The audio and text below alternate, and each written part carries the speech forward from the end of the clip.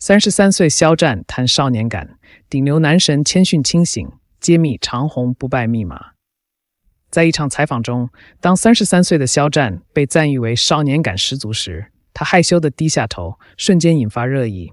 这位连续7年被评为全球最帅面孔的偶像，面对这么多的赞美，却只是连连摆手，谦虚地说道：“我可不敢认，只能说看起来显小。”这种真诚的回应不仅展现了他的谦逊，也揭示了他之所以能够持续走红的深层原因：清晰的自我认知以及不断追求进步的态度。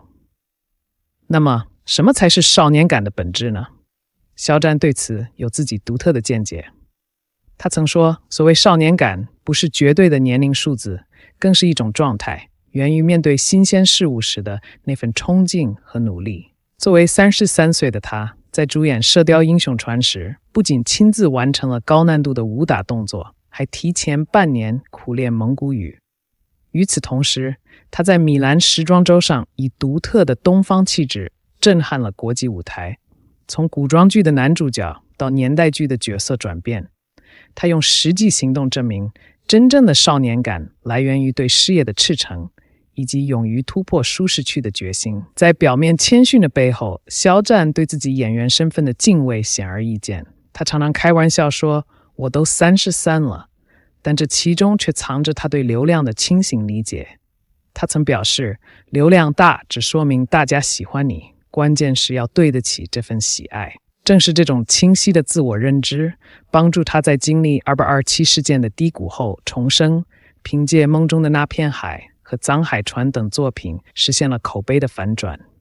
业内对他的评价高度认可，许多人称他自律到极致，每天不遗余力地健身2小时，并在拍戏期间严格控制饮食。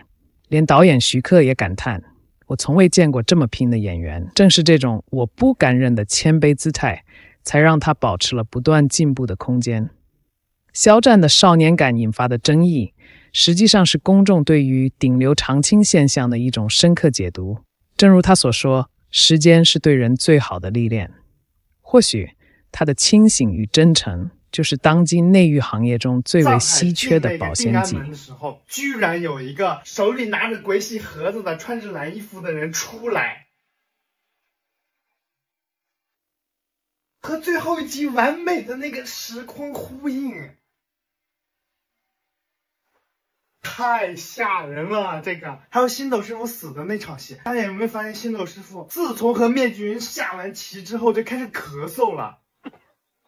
我感觉应该是面具人给他下了一个什么东西，面具人还觉得不保险，还让别人烧死他，还要再给他喝那个有毒的酒，3保险来杀星斗。这个面具人真的太歹毒了。还有就是星斗最后死的时候说的那首诗：“公传一招，百分空，何处不相逢。”出自于晏殊的《洗天吟》，而晏殊这句诗又化用了杜牧的《题禅院》，而这个时候就绝了。公传一兆百分空，10年青春不复工。智奴在星斗这儿刚好10年，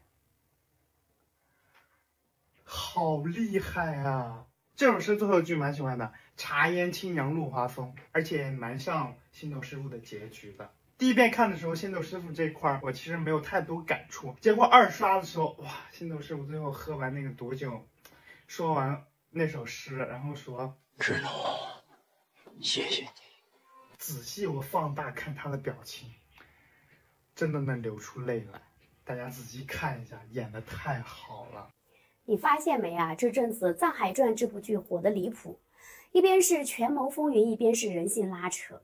你以为大家追的是剧情，错了，他们追的是自己活成不了的样子。为啥《藏海传》这么上头？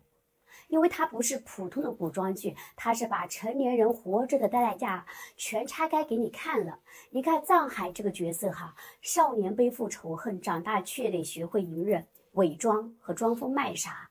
他身上那种我表面很稳，但心里其实早碎了的这种状态，就叫做功能性完好状态下的创伤性人格。他能扛事儿，但早已失去了感觉。你看那个弹幕哈，上面划过的不仅仅是帅，不仅仅是剧情好，而是我太懂了，这不就是我吗？成年人的真实写照哈。这句火是因为我们都太压抑了，太想从角色身上找到宣泄口了。还有一点你别忽略了，这句最抓人的地方是每个人都不干净，但每个人都很真实。人性不是纯黑或者纯白，是被环境一点点逼出来的灰。《藏海传》告诉我们的不是怎么活得狠，而是在烂局里怎么保住一点人性，不疯不烂不散。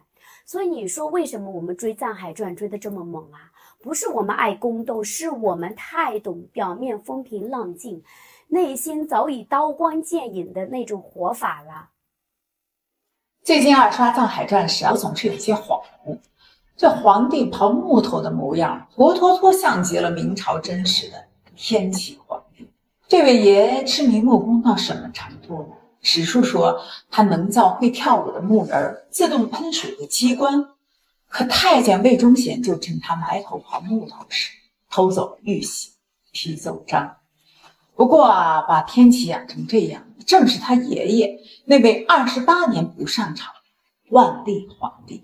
说到万历他10岁登基时比剧里还憋屈，那身边站着铁三角，太监冯保像曹公公握着东厂密探，内阁次辅张居正如赵炳文般训他。皇上该背《论语》第4章了。有回小万历尿湿了龙袍，张居正竟罚他抄《礼记》10遍。换作是您，愿当这种皇帝吗？说到权谋，赵炳文斗倒首辅石一平那场戏，历史上更血腥。首辅高拱发现冯保给先帝献春药，害死先帝，正要弹劾呢，冯保却冲到太后面前哭嚎，高拱骂小皇帝是娃娃治国。太后气了，当场下旨让高拱滚出京城。而这出戏的导演正是次辅张居正。你看龙椅背后的演戏，400年就没换过剧本了。张居正这人像赵炳文一样，把权力玩出了花样。他搞官员 KPI， 功能超时直接撤职，逼得县令冒雨量田地，全国重新丈量土地，把豪门仓1/3黑地全挖出来征税。那10年把国库从亏空填到粮仓冒尖，可他自己回乡呢，坐32人抬的轿子，里头带厕所卧室，权力这坛酒谁喝谁都得喝。那至于曹公公的阴招，冯保更多，他派人假扮刺客行刺皇帝，栽赃高拱之事。要不是公堂上刺客突然反口，是冯保叫诬陷的，那高拱全家差点就被亡。而张居正呢，全程沉默。史书里的血从来比戏文更粘稠。但《藏海传》里最戳中我的是藏海举罗盘的样子，这可不是编的。历史上真有位苏州木匠蒯祥，他亲手设计承天门，靠榫卯手艺当上了工部侍郎。紫禁城3大殿的梁柱都是他带着香山帮匠们一根一根架起来的。可更多藏海死于万历朝，皇帝为攒私房钱，派太监强征矿水。山东布贩被逼得烧光存货跳河，河南饥民把人吃人化成土，地上有暗。剧中的藏海想保护的苍生，原来就是史书里的血泪。而赵炳文的结局，张居正更惨。万历亲政后抄老师的家，把张家老小锁进柴房贴封条，等官兵想起来开门，人早就饿成了枯骨。长子被拷打到湖边，藏宝10万两，其实张家只剩下了空饷。讽刺的是，万历此时正派人把钱朝皇陵，拿陪葬品给睡了。这场权力轮回结局比戏更荒诞。万历为宠妃硬拖了15年不立太子，结果长子登基1个月又被仙药毒死，孙子天启放任魏忠贤杀忠臣。